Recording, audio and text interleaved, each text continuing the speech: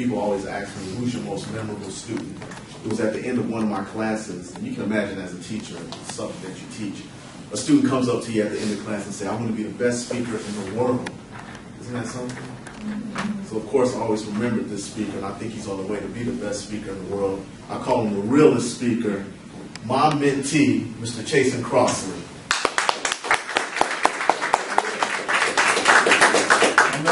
Give it to him.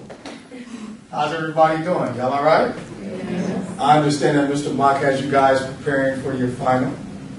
And I just want to give you some words of encouragement. The key word is final, which means that it is over. So all you guys got to do is just continue to endure. My name is Chasen1, like Mr. Mock said. I came to one of his speech classes, and as soon as I finished the class, I told him, I said, look, man, I don't want to do this just for a grade.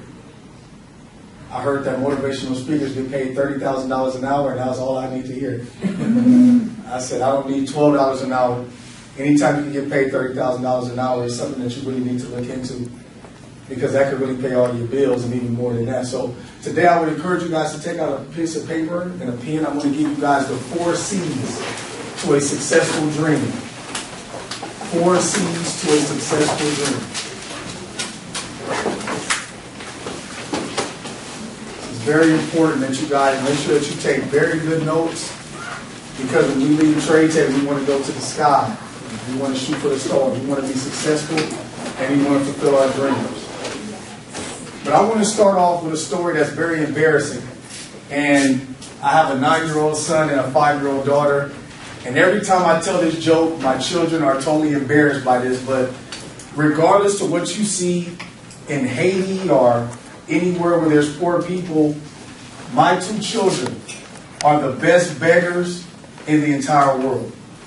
There's not 2 better beggars than my 2 children. I'll show you a prime example now. My son, because he's 9 years old, he's gotten a little smarter at what he does. So my son no longer asks me, can he have it? So if I'm driving by a place and there's something to eat, what my son will do, he'll say, oh man, 99-cent Big Macs. Wow. So I'm driving, and one thing that I have to do with my kids is that I have to turn the music volume up real loud. Because every single store I drive by, all of a sudden, they want something from that store. There's never been a moment in my life where I could go by any store or inside of any store where my kids won't beg. Now, my 5-year-old daughter, she is the most strategic beggar in the world.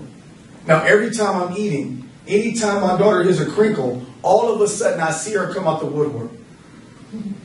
She mysteriously comes out the roof, and I'm looking, I says, Anaya, where'd you come from? And she just sits there and she stares at me. So she used to say, well, Daddy, can I have a piece of your candy? Or Daddy, can I have some chips? But she no longer asks for anything anymore. This is what my daughter does. She does this. So now it's a stare down between a father and a daughter. So what do? I paid for the food. I worked hard for the food. But yet there's a 5-year-old bully approaching me, staring at me, wanting my food. So what is it about this 5-year-old? You know what it is that she wants it that bad. And I'm here to tell you, Trey Tech, when it comes to your dream, you have to be willing to go as hard as my 2 children are. They wanted the food that bad. Once you find out that there's something that you want in your life, you have to be willing to go that extra mile. Are you willing to be embarrassed? Are you willing to go that hard for your dream? The fact that my daughter would stand in my face and stare at me for 15 to 20 minutes at some times. I mean, I would literally eat my whole meal and get down to the last bite, and I look, and she's still there. Are you guys willing to do that for your dream? Are you willing to stand in the midst of adversity? Are you willing to stand when everybody else says that you guys cannot do it for your dream?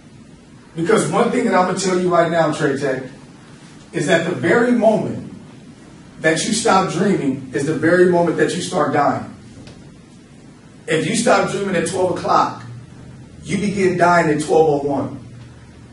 Just think about it. The very reason why you came to speech class tonight, the very thing that got you up today was because you have hope for a better lifestyle. And everybody in here deserves a better lifestyle. Trust me, some of you guys come from work. How many of you guys in here work?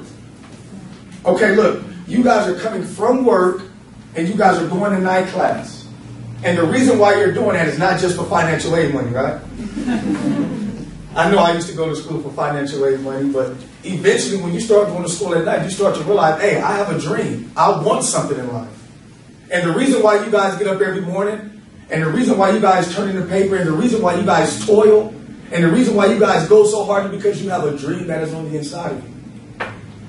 But the problem is that there's so many people who are not willing to go for their dream. Do you know where the richest people in the world are? Does anybody know? Take a guess. Go ahead. Mexico. No? Yes. Good, though. One of the richest countries. Anybody else? India? No. The richest people in the world are in the grave. Right? The greatest dreams, the greatest ideas are in the grave. Why? Because they never tapped into their potential. They never went for their dream. Yeah, Mexico and India has a lot of rich people, but the richest people are in the grave.